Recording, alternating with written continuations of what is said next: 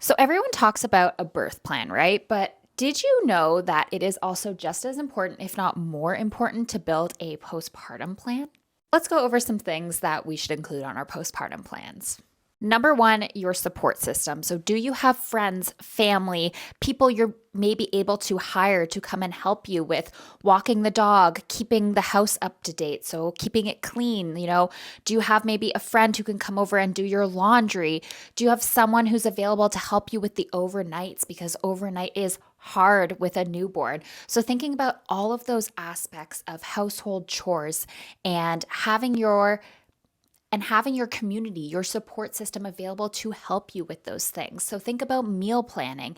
Is there someone who's available to be able to start a meal train for you? Because this is something that you are not going to want to worry about, but something that you are going to need to do postpartum in order to fuel your body so that you can take care of yourself postpartum and your baby. Number two, sleep. Okay. Do you have a plan set out? Is it going to be you as the birthing person who is going to be waking up for all the nighttime feeds and diaper changes?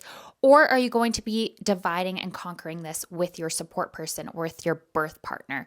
So, some people find it easier to do a pumping session and then the partner feeds the baby and changes the diaper. Other people feel like it's better if they just sleep and they take over in the morning when you can get a couple hours of rest. It kind of depends on how you're also choosing to feed your baby, which leads us to number three, which is your feeding plan. So are you planning on exclusively breastfeeding? Are you planning on, doing a bit of combination feeding? Are you planning on just formula feeding? Look into your options, see what's out there, and this might change and that's okay too. But being prepared and knowing what your options are ahead of time is going to make all the difference. I think it's also important to recognize that those first couple weeks, sometimes the first couple months, honestly, are going to be hard. Okay. Sometimes babies cluster feed, which means they're awake like every 1 to 3 hours at night, and you are getting literally no break to get